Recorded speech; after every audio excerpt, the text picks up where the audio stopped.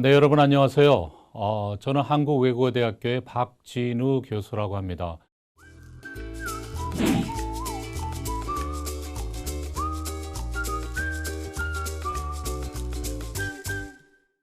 자, 오늘 여러분과 함께 할 주제는 코로나19와 주식 투자, 위기는 또 다른 기회라는 주제로 오늘 여러분과 함께 해보고자 합니다. 자, 오늘 강의할 내용들을 한번 간단하게만 먼저 살펴보면요.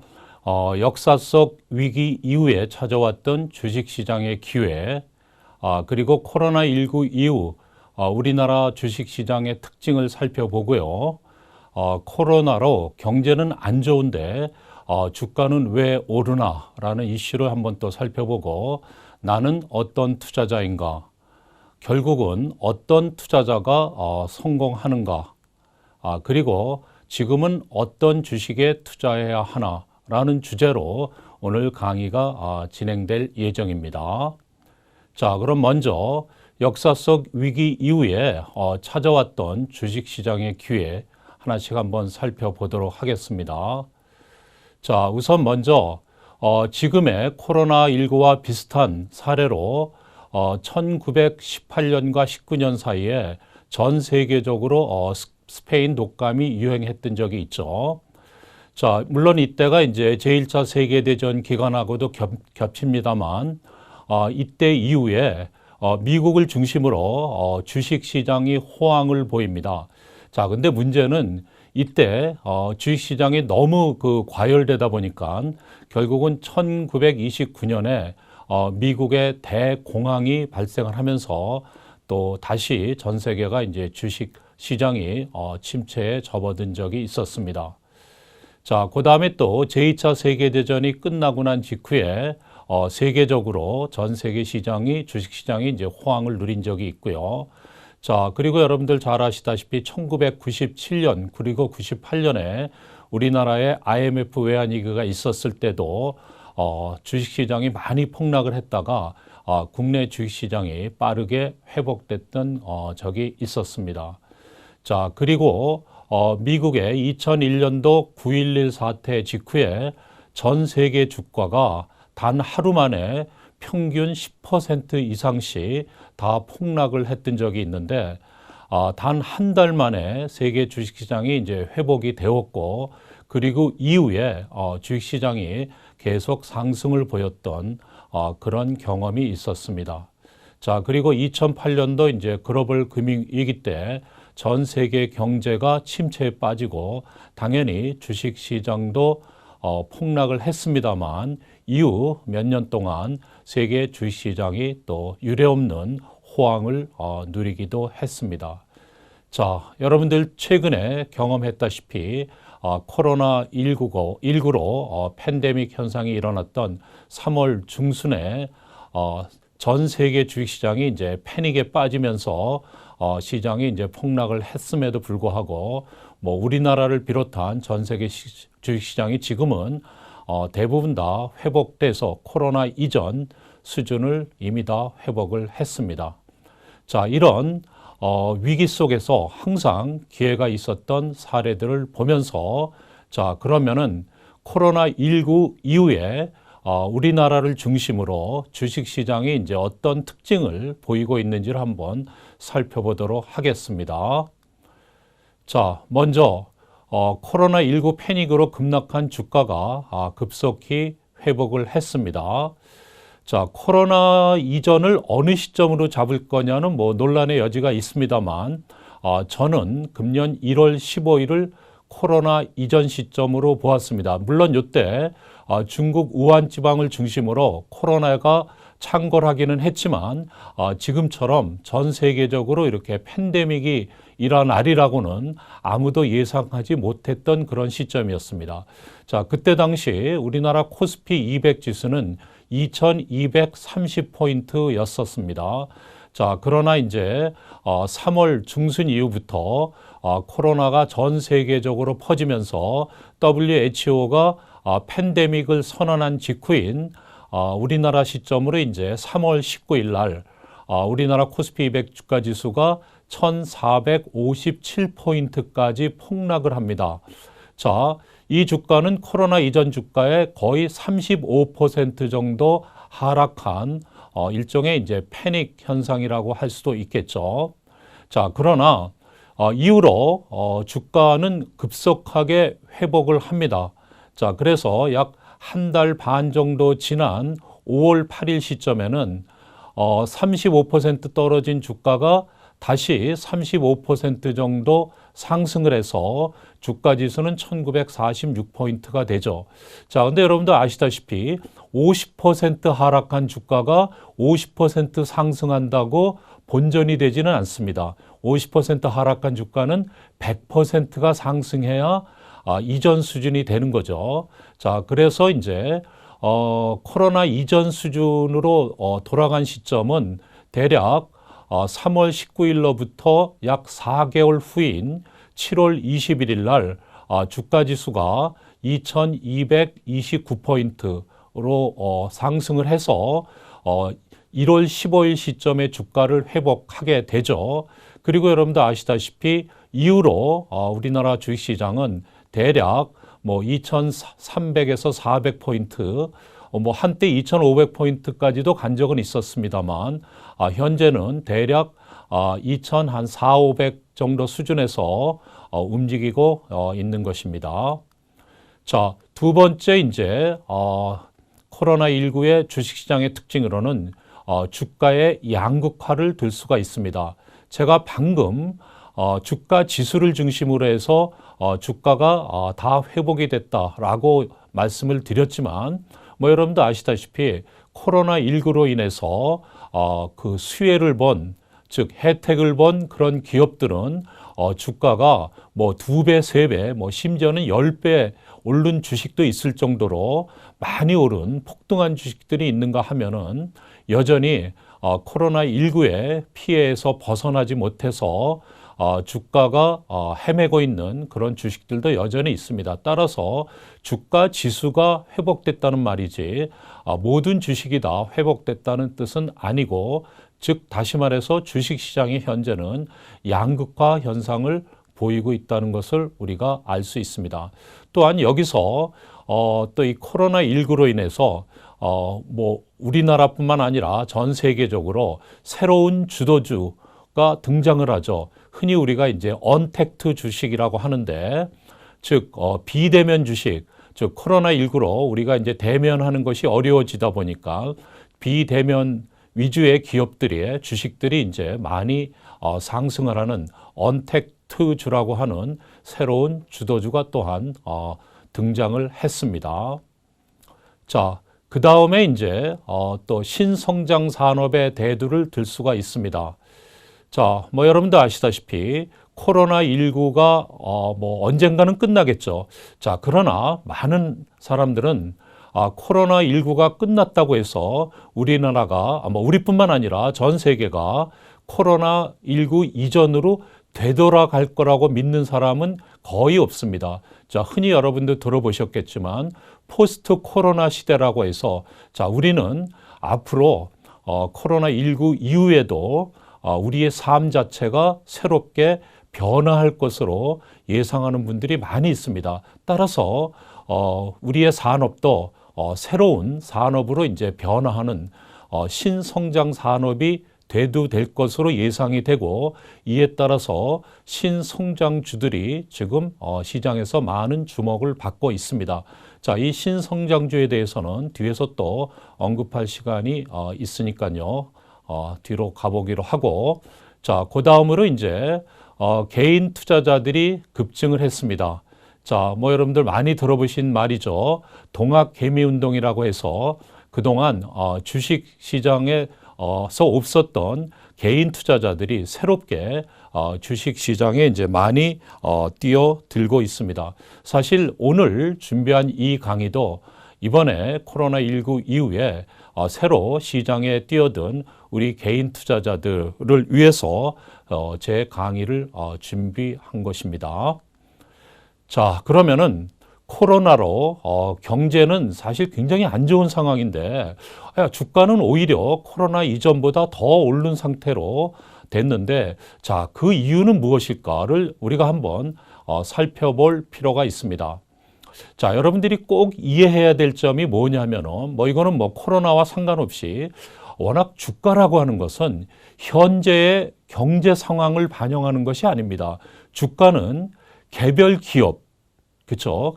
결국은 주가라고 하는 것은 기업의 가치가 주가이기 때문에 개별 기업, 또 그것도 현재 상황을 반영하는 것이 아니라 개별 기업의 미래 가치를 반영한다는 것을 여러분들이 꼭 기억해 두시기 바랍니다.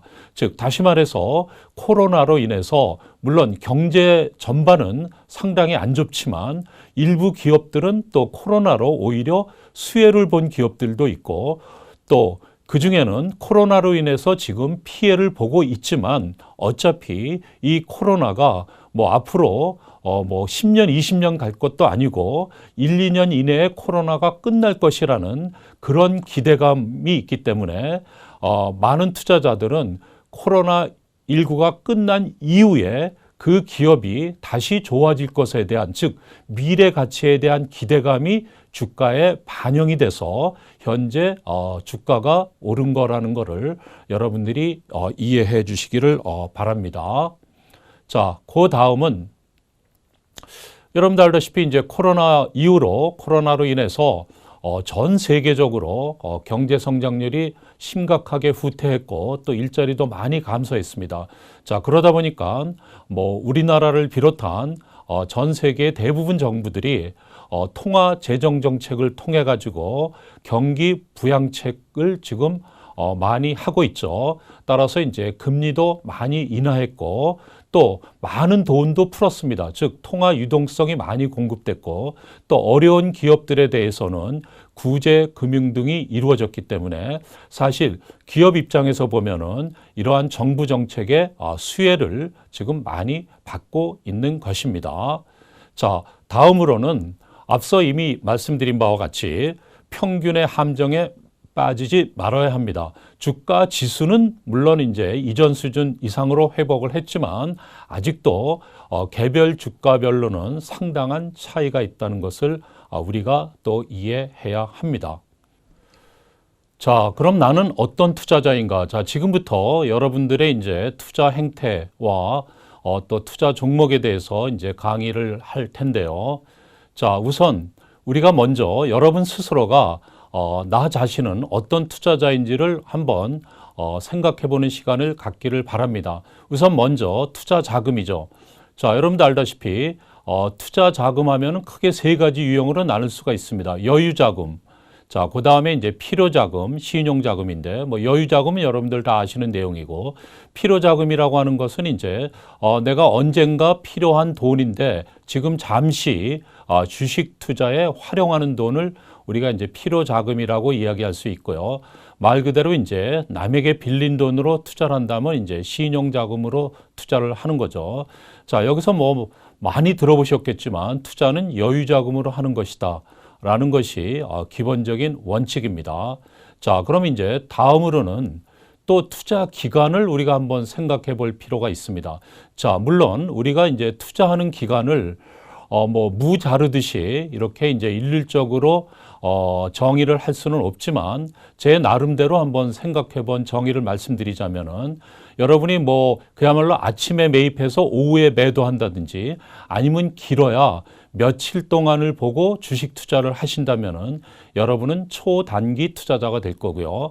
아니면은 한 며칠을 좀 넘어서 한 일주일 내지는 길어야 한 달 정도를 보고 주식 투자를 한다면은 단기 투자자, 아니면 이제 한 몇 달 정도, 길어야 1년 정도를 보고 주식 투자를 한다면은 중기 투자자, 1년 이상을 본다면 장기 투자자, 이렇게 이제 구별을 해 볼 수가 있는데요. 자, 우선 먼저 이제 이러한 투자 기간은 우선 여러분들이 어떤 돈으로 투자하느냐 하는 투자 자금도 중요합니다. 앞서 얘기한 것처럼 남의 돈으로 투자하면서 중장기 투자할 수 있는 사람은 거의 없습니다. 그렇죠? 따라서 이제 중장기 투자자가 되기 위해서는 결국은 여유 자금으로 투자할 수밖에 없고요. 자, 그 다음에 이제 여러분 개인적으로 다 그 성격이라는 게 있죠. 자, 특별히 더 조급하신 분들도 있습니다. 자, 그런 분들은 성격상 중장기 투자를 잘 못하더라고요. 이것도 본인의 성격이니까 어쩔 수가 없고요. 자, 그 다음에 이제 투자 성향은 이제 바로 다음 슬라이드에 나오니까 그때 설명드리기로 하고, 자, 이 수업을 들으시는, 이 강의를 들으시는 여러분들은 거의 대부분이 학생이거나 아니면 이제 직장 내지는 이제 직장을 다니면서 또 공부를 하시는 그런 분들일 겁니다. 전문적으로 주식 투자만 하시는 분들이 이 강의를 듣지는 않으시겠죠. 자, 따라서 자신의 본업이 있는 사람들이 사실은 초단기 내지는 단기 투자를 하기는 쉽지 않습니다. 왜? 매일매일 시시각각 변하는 주식을 계속 보고 있어야 되기 때문에 따라서 자신의 본업이 따로 있는 분들은 사실은 저는 개인적으로 단기 투자를 권하고 싶지는 않습니다. 또한 단기로 자주 트레이딩을 하다 보면은 거래세 내지는 거래 수수료 같은 거래 비용도 우리가 생각하지 않을 수가 없죠. 자, 아무튼 여러분들은 어떤 투자 기간을 가지고 주식 투자에 임하고 있는지 한번 생각을 해 보시기 바랍니다. 자, 그리고 이제 투자 성향이라고 하는 것은 저는 시장에서 크게 두 가지 유형의 투자자들이 있다고 생각을 합니다. 자, 영어로 제가 표현을 했지만 여러분들도 쉽게 이해하실 수 있을 텐데, 하나는 이제 모멘텀 트레이더가 있고 또 하나는 컨트레리안 인베스터가 있습니다. 자, 모멘텀 트레이더라고 하는 것은 한마디로 말해서 오른 주식이 더 오를 거다라는 그런 신념을 가지고, 흔히 우리가 주식시장에서 달리는 말에 올라탄다는 그런 표현이 있는데, 상승한 주식을 계속 이미 상승한 주식을 투자해서 더 상승하기를 바라는 그런 형태의 투자를 하시는 분들을 우리가 모멘텀 트레이더라고 얘기를 하는데, 기본적으로 모멘텀 트레이딩은 단기 투자가 될 수밖에 없습니다. 왜? 상승한 주식이 계속해서 몇 달, 몇 년을 계속 상승하는 경우는 거의 없기 때문에 단기적으로 보고 이제 투자를 하는 분들이 모멘텀 트레이더가 되는 거고요.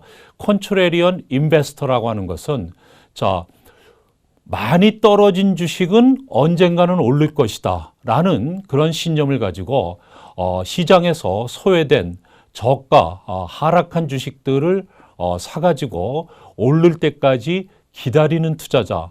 자, 따라서 오를 때까지 기다린다는 의미는 중장기 투자를 하고 있다는 의미겠죠. 자, 이런 형태의 투자자를 우리가 컨트레리언 인베스터라고 이야기를 합니다.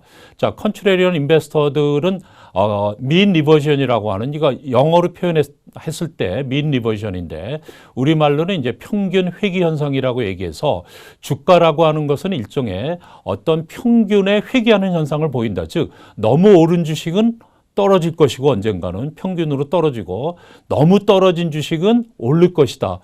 이러한 주가 행태를 믿고 투자하는 투자자를 컨트레리언 인베스터라고 얘기를 하는데, 자, 여러분이 또 어떤 투자 성향을 갖고 있는지도 여러분 스스로가 판단을 해 주시기 바랍니다.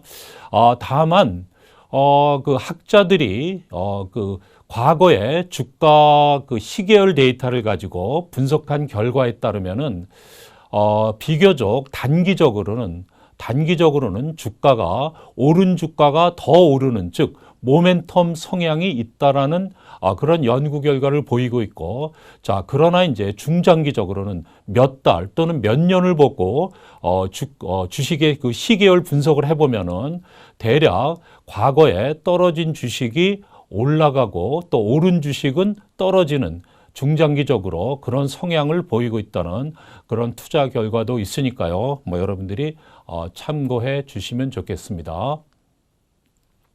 자, 그러면은, 자, 여러분이 어떠한 투자 성향을 갖고 있든 간에 결국은 시장에서 어떤 투자자가 성공을 하는지 하나하나 우리가 한번 살펴보도록 하겠습니다. 자, 여러분도 아시다시피 등산을 해보신 분들이라면 우리가 정상에 올라갈 수 있는 등산로는 사실 여러 군데가 있습니다.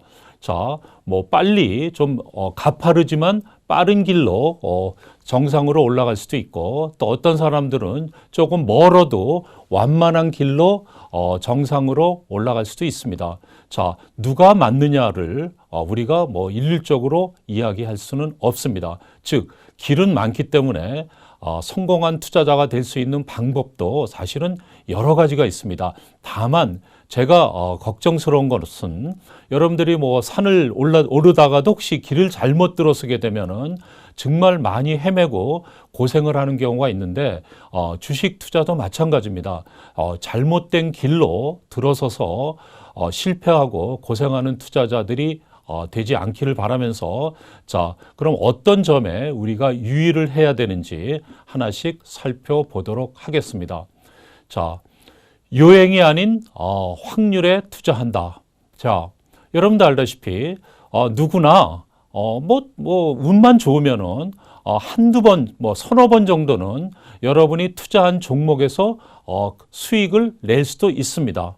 자, 우리가 동전을 던지면은 앞이 나올 확률이 50%라는 걸 알고 있습니다. 자, 그러나 여러분들 동전을 10번 던지면은 경우에 따라서는 7번, 8번, 심지어는 10번 다 앞이 나올 수도 있습니다. 제가 그 확률에 보니까 한 1000분의 1의 확률이 있다 그러는데, 동전을 10번 던져서 10번 다 앞이 나올 확률이, 자, 운 좋게 여러분이 산 종목이 한 서너 번 정도는 운 좋게 수익을 낼 수도 있어요. 자, 그러나 여러분 동전을 100번 던져가지고 70번, 80번 앞이 나올 확률은 거의 없다고 이야기를 합니다. 자, 이거를 이제 우리가 통계학에서 대수의 법칙이라고 얘기를 하는데, 자, 여러분이 한두 번 주식 투자하고 말 것도 아니고 장기적으로 오랫동안 여러분들이 주식 투자를 한다고 생각했을 때는 결코 요행을 바라고 투자할 수는 없습니다. 자, 우리가 로또를 사지 않는 이유가 있죠. 왜? 확률이 없기 때문에 여러분들 별로 로또에 투자하지 않습니다. 마찬가지로 주식도 확률이 높은 그런 주식 투자를 해야지 요행을 바라고 주식 투자를 하지 말라는 이야기를 드리고 싶습니다. 자, 다음으로는 여유 자금으로 느긋하게 중장기 투자한다. 자, 이 이야기는 저뿐만 아니라 많은 사람들이 우리 주식 투자하는 개인 투자자들한테 항상 하는 조언입니다. 자, 그런데 불행히도 우리 인간의 본성은 이러한 조언을 받아들이기에는 우선 먼저 우리는 너무 조급합니다. 이건 저뿐만 아니라 인간의 본성입니다. 자, 여러분들 아무리 시장이 어려워도 하루에 20% 내지 30%씩 상한가가 30%니까 그렇게 오르는 종목들 여러 개 나옵니다. 어떤 날은 수십 개씩 나옵니다. 자, 이렇게 하루에도 20, 30%씩 오르는 종목이 수십 개씩 있는데, 만약에 여러분이 들고 있는 종목이 1, 2% 정도에서 왔다 갔다 하고 있다. 자, 그러면 여러분은 당연히 조급함을 느낄 수밖에 없습니다. 야, 이렇게 움직여가지고 어느 천년에 내가 돈 벌지? 이런 조급함 때문에 여러분도 소위 급등하는 그런 주식에 이제 또 눈을 돌리고 그런 주식에 이제 쫓아가서 투자하시는 분들이 있는데, 물론 당연히 좋은 결과를 얻기는 정말 어렵습니다. 자, 또 하나 우리 인간의 본성에는 질투심이라는 게 있는데, 자, 이거를 이제 우리가 주식시장에서는 영어로 포머 현상이라고 얘기를 하는데, 포머는 뭐의 약자냐? Fear of missing out. MO는 missing out입니다. missing out이라는 말은 굳이 우리말로 번역하면 왕따 내지는 소외감 이 정도로 번역할 수가 있는데, fear는 이제 두려움이죠. 그러니까 missing out 때는 두려움, 즉 소외당하는 두려움입니다. 자, 이게 무슨 말인가 하면은 여러분도 많이 주변에서 경험해 보시겠지만, 야, 누가 무슨 주식 사가지고 얼마를 벌었대더라, 누가 주식해서 대박이 났대더라, 막 이런 얘기들을 듣게 되면은 주식 투자 안 하고 있는 개인들도, 야, 이거 나는 뭔가 바보 아니야? 남들이 이렇게 돈 버는데 나는 이거 뭐 하고 있는 거지? 소위 이런 소외감, 이런 열등감 같은 거를 느끼게 됩니다. 그러고 보면 어떻게 돼요? 뒤늦게, 그래, 그럼 나도 한번 뭐 친구들처럼 주식 투자 한번 해볼까 하고 뒤늦게 주식 시장에 뛰어들게 되죠. 사실 이게 문제입니다. 왜? 이미 뒤늦게 뛰어들 때쯤 되면 어떻게 될까요? 주가는 이미 많이 올라 있는 상태고, 그리고 여러분 친구들이 무슨 종목 사가지고 얼마 벌었대더라 해가지고 여러분들이 그 종목에 들어갈 시점에 이미 주가는 많이 올라 있는, 소위 우리 속된 말로 상투 잡는다고 얘기하죠. 그럴 가능성이 너무 많습니다. 따라서 이러한 포머 현상 때문에 뒤늦게 남들이 매입한 주식을 뒤쫓아 매입하는 그런 것들이 또 주식 투자를 해서 실패하게 만드는 그런 또 나쁜 요인이 되고 있죠. 자, 다음에는 요거는 이제 제가 주식 투자하는 뭐 저희 학생들이나 뭐 이런 분들한테 이제 종종 많이 던지는 질문입니다. 당신이 투자한 주식에는 어떤 스토리가 있느냐. 뭐 요즘은 뭐 스토리텔링이라 그래가지고 스토리가 굉장히 유행하는 시대죠. 자, 그렇게 제가 너 이 주식 왜 샀어? 라고 그 스토리를 물어보면은 가장 많이 듣는 대답이 카더라는 하더라라는 경상도 사투리죠.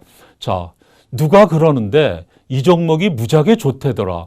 내가 뭐 인터넷에서 봤는데, 아니면 내가 유튜브에서 봤는데, 뭐 내가 방송에서 봤는데, 누가 그러는데 이 종목이 앞으로 굉장히 좋을 거래더라. 그래서 샀다.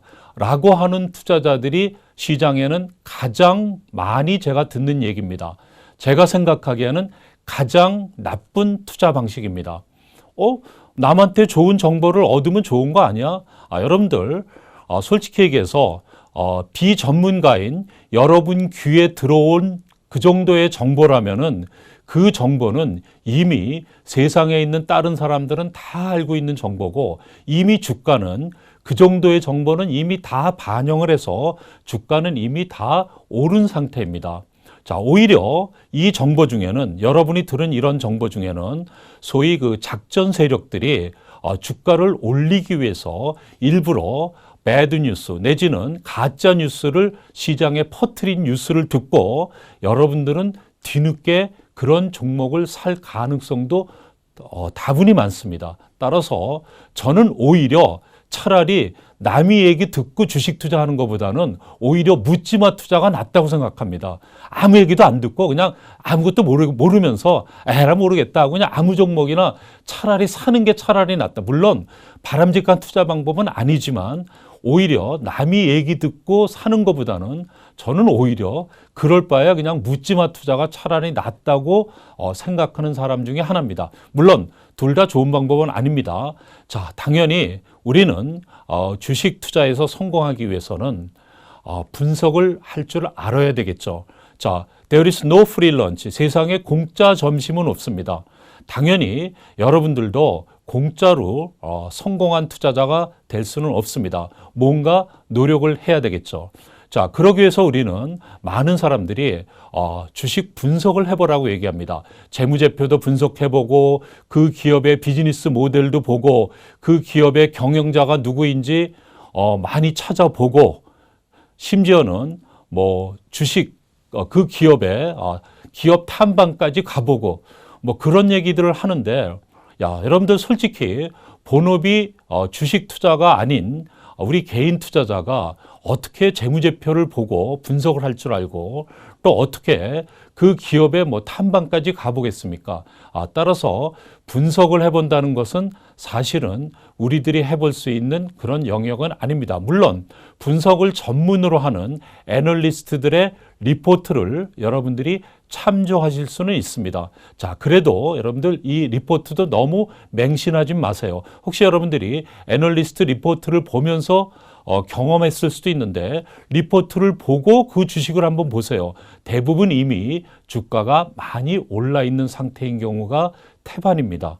자, 자, 여기서 개인 투자자인 여러분들에게 제가 정말 권해보고 싶은 종목 고르는 방식은 생각해 보니까입니다. 자, 물론 뭐 생각도 그냥 잠시 생각해 보는 게 아니라 여러분 주변을 통해서 여러분들이 조금만 고민하고 조금만 생각해 보면은 좋은 종목을 여러분들은 얼마든지 고를 수가 있습니다. 자, 그 예를 들기 위해서 제가 참 좋아하는 얘기입니다. 그 피터 린치라고 하는 세계적인 투자자가 했던 얘기입니다. 좋은 종목은 항상 내 곁에 있습니다. 바로 여러분 곁에 좋은 종목이 있습니다. 어서 멀리서 남한테서 찾으려고 하지 말고 여러분 스스로가 한번 좋은 종목을 찾아보는 그런 습관을 한번 기르시면은 여러분들은 좋은 투자자가 될 수 있는데, 자, 물론 저는 개인적으로 오랫동안 그 생활 속에서 종목을 찾는 그런 투자를 해왔고, 특히 이번 코로나 팬데믹 이후에 제가 경험했던 내용을 실제 예를 가지고 몇 종목을 예를 들면서 설명을 해보도록 하겠습니다. 지금 제가 써놓은 요 네 종목은 제가 3월 말에서 4월 초쯤에, 즉 주가가 많이 떨어지고 난 이후죠. 그때 이제 투자했던 종목들입니다. 제가 이 종목들을 선택한 이유를 간단하게만 말씀드릴게요. 자, 집콕하면서 우리는 외식보다는 간편식을 많이 할 거다라고 해서 제가 선택한 종목 CJ제일제당입니다. 물론 많이 올랐고, 물론 뭐 제가 선택한 이 종목 말고도 비슷한 종목들 많이 있었습니다. 농심이라든지 삼양식품, 뭐 풀무원, 대상 이런 종목들이 다 뭐 거의 2배씩 다 올랐는데, 자, 그 다음에 자, 코로나 이후로 많은 사람들이 건강에 대해서 관심이 많아졌습니다. 자, 그러면은 건강식품을 만드는 ODM 업체 중에 노바렉스라는 종목에 제가 또 종목을 선택을 했고요. 그리고 이제 재택근무가 또 많아졌죠. 자, 그래서 관련주를 찾아서 투자한 게 더존 비전이었고, 자, 뭐 아시다시피 이제 코로나19로 엄청난 택배가 늘어났습니다. 그렇죠? 즉 인터넷 쇼핑이 그만큼 늘어났기 때문에, 자, 당연히 이때 우리가 생각할 수 있는 종목은 쿠팡 아니면 뭐 마켓컬리 이런 종목들이겠죠. 그러나 이 종목들은 지금 비상장 주식이기 때문에 우리가 접근하기는 어렵고, 자, 비슷한 종목 중에서 제가 찾아보니까 해외 직구하는 인터넷 전문 기업 코리아 센터라는 기업이 눈에 들어와서 이 주식을 샀습니다. 자, 이 종목들은 제가 3월 말에서 4월 초경에 사가지고 8월하고 9월 요 시점에 이제 요 네 종목 다 뭐 평균 한 뭐 50%에서 한 100% 정도 수익을 올리고 주가가 너무 올랐다고 생각을 하고 팔고 나왔던 종목들이고, 자, 요 종목은 지금 세 종목 나오죠. 카카오, 삼성전자, NC소프트. 이 종목들은 제가 한 4, 5년 전부터 이미 들고 있었던 종목입니다. 자, 그러나 이제 코로나19 터지니까 뭐 당연히 이들 종목들도 많이 폭락을 했습니다. 예를 들면은 카카오 같은 주식은 코로나 팬데믹 직후에 한 13만 원까지 떨어진 걸 제가 봤었는데, 뭐 저는 당연히 이들 종목은 오히려 코로나 수혜주가 될 거라는 확신이 있었기 때문에 꿋꿋하게 이 종목도 팔지 않고 계속 들고 있었고, 뭐 아시다시피 카카오 같은 종목은 한때 40만 원까지도 넘었었고, 뭐 삼성전자도 아시죠? 4만 원대 했던 주가가 한 6만 원까지 현재 올라 있는 상태고, NC소프트도 한 50만 원까지 떨어진 상태에서 한 100만 원까지 오른 걸 봤고, 저는 뭐 100만 원은 너무 비싸다고 생각해서 아무튼 요 종목도 한 8월 말경에 이제 정리를 했었습니다. 자, 다음 종목들은 제가 직접 투자하지는 못한 종목이지만 제가 이제 관심 종목에 넣고 한번 봤던 종목들인데, 마찬가지로 이제 생활 속에서 우리가 볼 수 있는 종목입니다. 아까 말씀드린 것처럼, 자, 택배가 늘어나죠. 그럼 CJ 대한통운 주가 오르는 거 아니야? 제가 관심 종목에 넣고 봤습니다. 당연히 올랐습니다. 자, 여러분들 그 택배 저 포장은 어떻게 왔습니까? 골판지에다가 포장이 돼서 오죠. 택배 물건들이. 야, 그럼 골판지 회사가 주가 오르는 거 아니야? 테림 포장 봤었습니다. 뭐 사진 않았지만 한 3배 정도 주가가 올랐어요. 자, 아시아 제지도 비슷하게 이제 요건 또 한동안 안 오르다가 또 최근에 많이 오르는 종목이었고, 자, 여러분들이 이제 코로나19로 많은 사람들이 집에서 배달 음식을 먹었죠. 자, 여러분들 배달 음식 어떻게 옵니까? 팩에 뭐라 그러죠? 유니팩이라고 그러죠. 그 비닐팩에 쌓여 갖고 옵니다. 자, 비닐팩 만드는 회사 테이펙스입니다. 주가 한 3배 이상 올랐습니다. 자, 집에 있는 시간들이 많아지니까 가전제품과 인테리어에 관심 갖지 않을까? LG전자와 한샘 역시 거의 2배 이상 올랐습니다.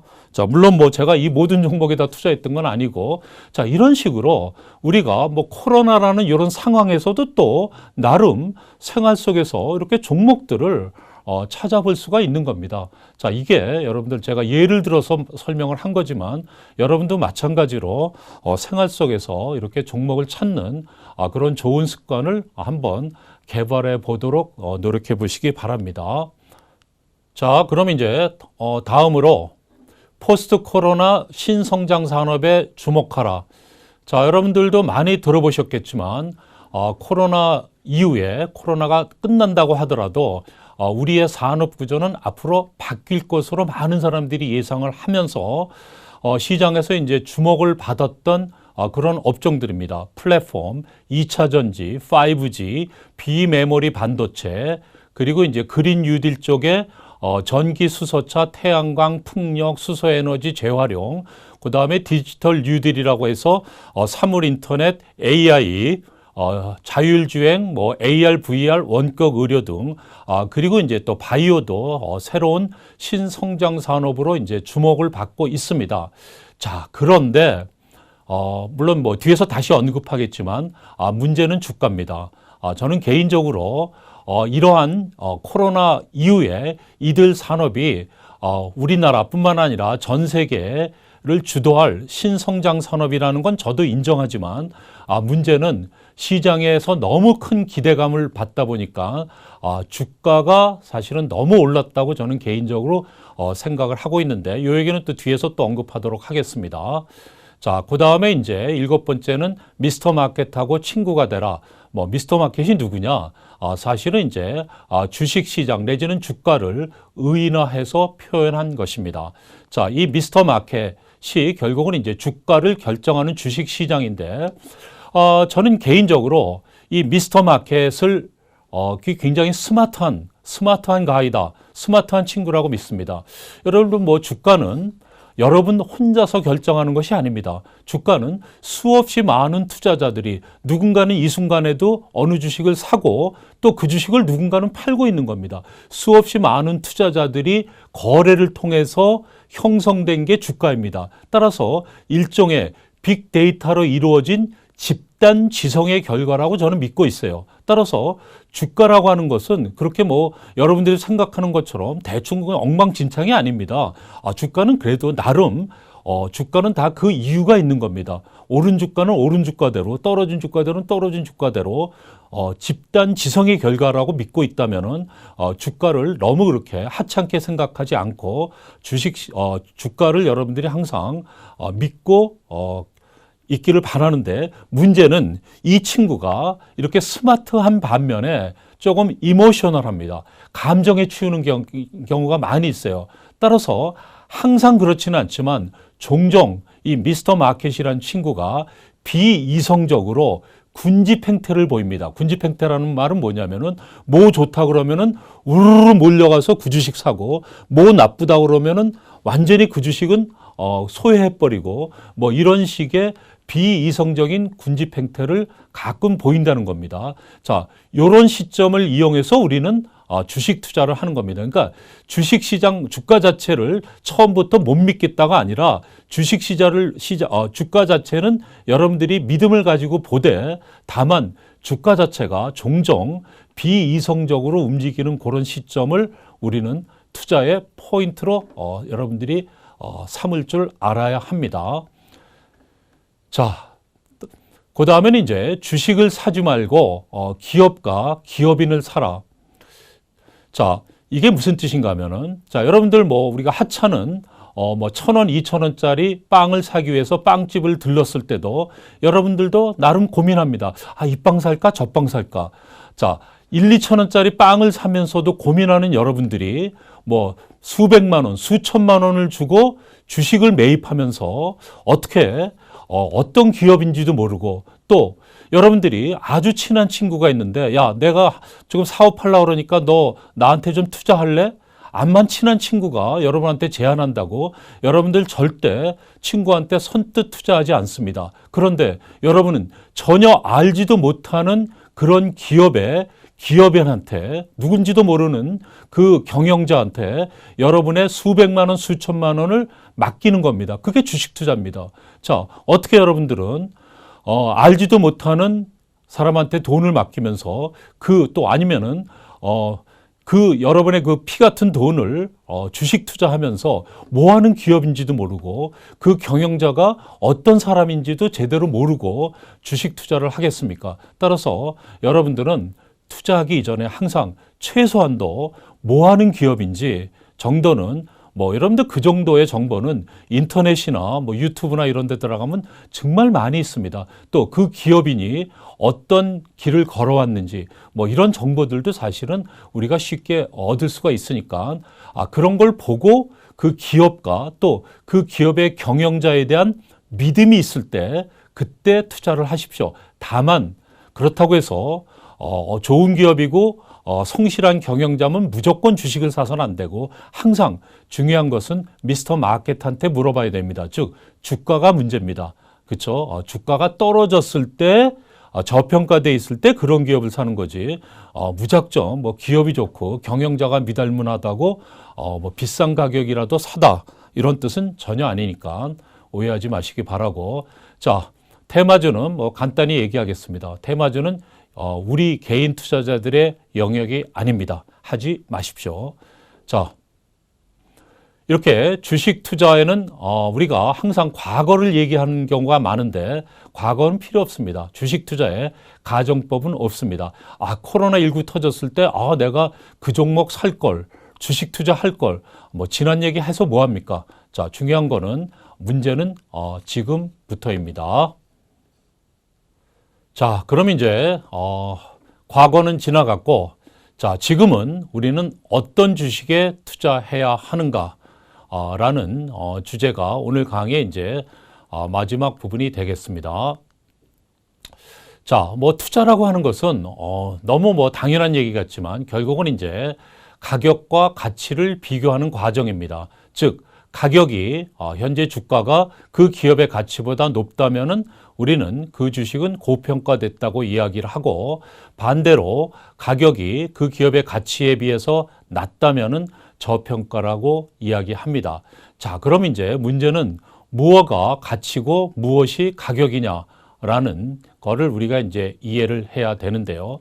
자, 여러분들 가치라고 하는 건 그 기업의 가치라고 하는 것은 어떻게 생각하면 신의 영역입니다. 즉 본질적으로 그 기업에 존재하는 그 가치죠. 그래서 우리가 이제 영어로는 펀더멘탈이라고 그러고 우리나라에서도 주식시장에서 펀더멘탈이 좋다 안 좋다 펀더멘탈이라는 말을 많이 쓰죠. 자, 이 그 가치라고 하는 것은 그야말로 수시로 그 기업의 가치가 삼성전자의 가치가 여러분들 그냥 매 순간 왔다 갔다 하는 건 아니죠. 그 기업의 가치는 꿋꿋하게 항상 그대로 있을 뿐입니다. 다만 새로운 어떤 예상치 못했던 그런 사건이 발생하게 되면은 비로소 가치라고 하는 것이 변동을 하는 거죠. 자, 그런데 문제는 가격입니다. 가격은 바로 시장에서 우리 인간이 우리 거래하면서 거래를 통해서 우리 인간이 결정하는 것이 바로 가격입니다. 자, 그러다 보니까 이 주가라고 하는 거는 수시로, 그렇죠? 매 순간순간 주가가 올랐다 떨어졌다 왔다 갔다 하는 거죠.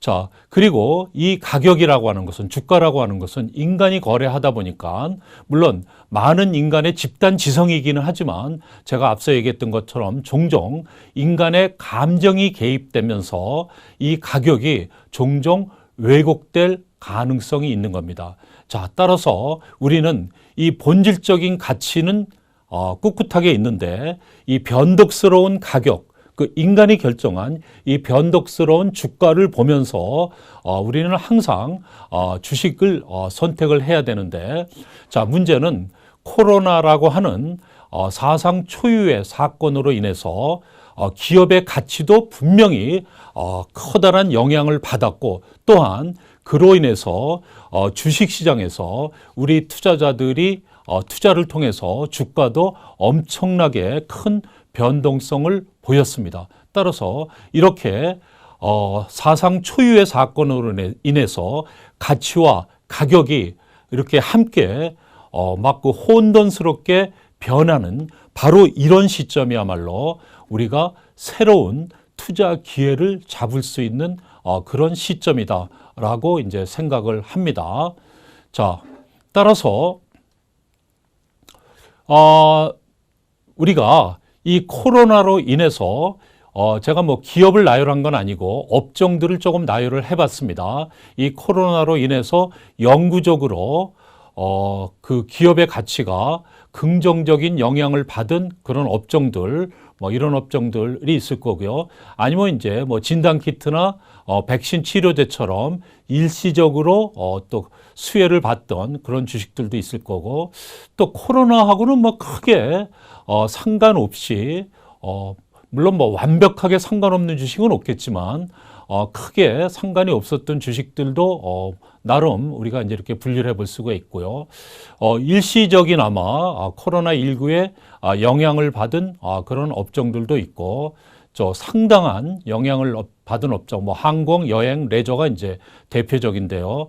상당한 마이너스 영향을 받은, 물론 뭐 이런 얘기를 하는 분들도 있습니다. 코로나19가 끝나면은 뭐 항공, 여행, 레저 주식들도 다시 옛날처럼 회복할 것이라고 이제 기대하는 분들도 많은데, 이건 뭐 제 개인적인 사견입니다만은, 코로나19가 끝난다고 바로 사람들이 뭐 해외여행을 마구 시작하고 뭐 그럴 거라고 저는 생각하지 않기 때문에 한동안은 영향을 받을 걸로 뭐 제 나름대로는 생각을 합니다. 자, 아무튼 이 코로나로 인해서 기업 가치의 플러스 또는 마이너스 아니면 또 별 영향이 없던 이런 많은 주식들이 있었는데, 자, 문제는 이런 주식들을 대하는 우리 투자자들의 태도가 문제인 겁니다.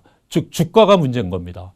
자, 앞서 제가 여러분들한테 잠시 설명을 드렸던 것처럼, 자, 코로나19 이후에 새로운 언택트주라고 하는 새로운 주도주가 또 생겼고, 또한 포스트 코로나 시대를 주도할 새로운 신성장 산업이라는 것이 대두했습니다. 뭐 전기차라든지 뭐 2차 전지, 뭐 5G, 뭐 비메모리 반도체, 흔히 우리가 소부장이라고 해서 뭐 반도체, 뭐 소재, 부품, 뭐 장비 주식들, 이런 주식들, 아니면 뭐 바이오 주식들, 이런 주식들이 앞으로 코로나 이후를 주도할, 즉 코로나의 어떤 의미에서는 수혜를 입게 될 그럴 주식들이라고 해서 시장에서 지금 많은 주목을 받았는데, 문제는, 자, 여기서 이제 중요한 포인트는 이들 주식에 대한 우리 투자자들이 지금 뒤에서 또 언급하겠습니다만 필요 이상으로 너무 과잉 반응한 것은 아닌가. 즉 주가가 그동안 정말 많이 올랐는데, 이런 주식들 보시면은 제가 지금 방금 언급했던 뭐 2차 전지 뭐 등등의 뭐 수소차, 뭐 전기차, 뭐 태양광, 풍력 해서 뭐 정말 이런 종목들 보시면 지난 코로나 이후로 거의 뭐 2배 이상씩 다들 올랐는데, 이렇게 오른 종목들이 과연 정상인가 하는 것을 지금쯤은 우리가 조금 고민해 봐야 될 시점이 아닌가. 즉 좋은 종목이라는 것은 알겠는데, 이들 종목이 앞으로 코로나 이후 시대를 이끌어갈 좋은 종목이라는 것은 알겠는데, 투자자들이 너무 좋게 생각하고 있는 것은 아닌가, 즉 과잉 반응하고 있는 것은 아닌가 하는 것을 한번 고민해 봐야 될 시점이 된 거다. 반대로 글쎄 뭐 코로나하고는 크게 상관이 없다고 생각되는데도 불구하고 주가가 너무 폭락하거나 아니면은 너무 소외돼 가지고 좀 시장에서 너무 주목을 받지 못하고 있는 종목은 아닌가라는 것을 또 고민해 봐야 될 시점이 됐다고 저는 지금 생각하고 있습니다. 자, 따라서 영어로 얘기하면 It's time to ask Mr. Market. 제가 미스터 마켓한테 질문해 봐야 될 시간이다. 즉 답은 현재 주가에 대한 여러분의 판단에 있습니다. 자, 혹시라도 이제 한 가지 가능성은 자, 앞서 말씀드린 바와 같이 코로나로 인해서 수혜를 받고 또 코로나 이후에 앞으로 성장하게 될 새로운 신성장주들이 지금 시장에서 많은 주목을 받고 있는데 문제는 이들 주가가 많이 올랐다는 것입니다. 자, 다시 말해서 미스터 마켓이 오버 리액션하고 있는 것은 아닌가?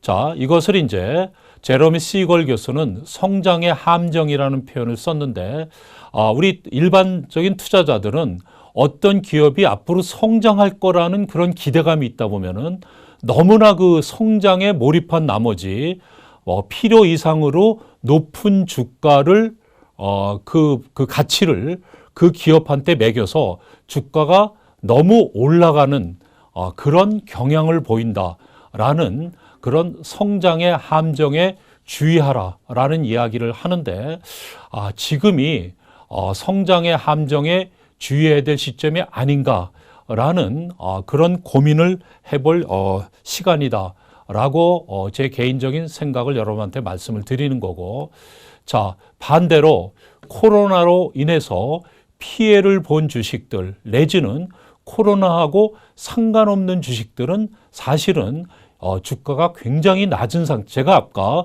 주가가 코로나 이전으로 다 회복했다고 얘기했지만 주가 지수가 회복한 거지 개별 주식 중에는 아직도 코로나로 인해서 소외가 된 주식들이 꽤 많이 있습니다. 자, 이런 주식에 대해서는 미스터 마켓이 지금 언더 리액션하고 있는 것이 아닌가라는 것을 고민해 볼 시점이 됐다는 것입니다. 자, 물론 제가 여기서 여러분들한테 말씀드려야 될 또 중요한 포인트 중에 하나는 지금 제가 이 강의를 하고 있는 이 시점은 11월 초입니다. 자, 그리고 제가 이 강의를 의뢰받고 준비했던 시점은 10월 중순 시점이고 또 여러분들이 이 강의가 이제 또 편집돼서 여러분들한테 그 전달되는 시점은 뭐 제 예상으로는 11월 중순 내지는 뭐 12월 초쯤이 될 것 같은데, 자, 문제는 뭐냐면은 제가 강의하는 시점에 제 의견하고 여러분이 이 강의를 들을 시점에 주가는 또 시시각각 변하는 거기 때문에 상황이 많이 변해 있을 수도 있기 때문에 여러분들이 그 점을 감안해서 강의를 들어주시기를 바라고, 자, 아무튼 저는 개인적으로 앞서 잠깐 언급을 했지만 지난 8, 9월에 이러한 코로나 수혜주 내지는 성장주가 지나치게 높은 평가를 받고 있다, 고평가되어 있다라는 개인적인 그런 믿음으로 그런 주식들을 정리하고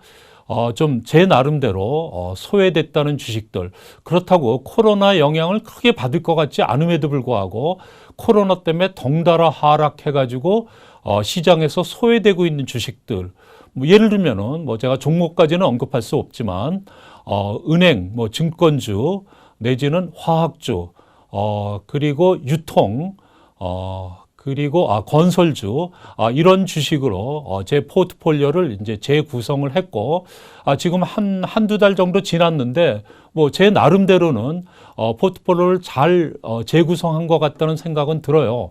왜냐하면 이제 제 예상대로 이러한 성장주 주가들이 최근에는 또 많이 조금 이제 하락을 했는데, 자, 그렇다고 해서 제가 영원히 이 성장주를 외면하겠다. 즉 여러분들 성장주 외면하라. 주가가 너무 올랐으니까 그런 뜻은 절대 아닙니다.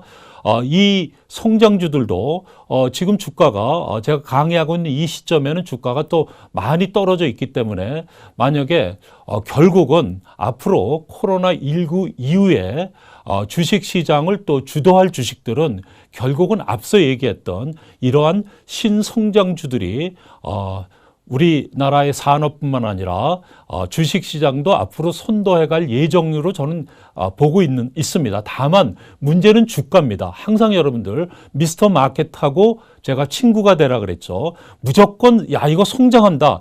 이거 좋은 종목이다. 그렇더라도 비싼 주식에 투자하는 것은 결코 현명한 투자가 되지 않는다는 게 제가 오랫동안 경험했던 결과입니다. 자, 그럴 때는 오히려 소외된 주식들을 사는 것도 현명한 거고, 그러나 이러한 신성장 주식들이 또 많이 하락했다고 믿는다면은 여러분들은 언제든지 또 과감하게 이런 주식들에 투자를 하는 것이 맞다고 생각을 하고 있습니다. 자, 여러분들 결국은 자, 이렇게 이제 또 주식 강의를 하다 보면 또 이렇게 얘기하는 분들이 많아요. 뭐 이런저런 얘기 길게 하지 마시고 그냥 몇 종목 찍어 주시고 빨리 강의 끝내 주시지 뭐 이렇게 이 얘기저기 많이 하십니까? 이렇게 얘기하시는 분들도 많은데 자, 여러분들 여러분들이 만약에 아직도 몇 종목 그냥 찍어주는 종목을 바라고 제 강의를 들으셨다면 여러분은 여전히 제가 말했던 가장 낮은 수준의 투자자, 카더라 투자자가 되는 겁니다. 박진우 교수가 그러는데 이 종목 좋대더라. 그리고 여러분들이 만약에 투자하신다면은 여러분은 결코 지속적으로 좋은 투자자가 될 수 없습니다. 오히려 좋은 종목에 너무 집착하기보다는 여러분들의 투자 행태나 투자 마인드를 제 강의를 통해서 여러분들이 바꾸는 그런 계기가 되었으면 하는 그런 바람입니다. 자, 여러분들 제 강의 들어주셔서 감사합니다. 자, 성공 투자하시기 바랍니다. 감사합니다.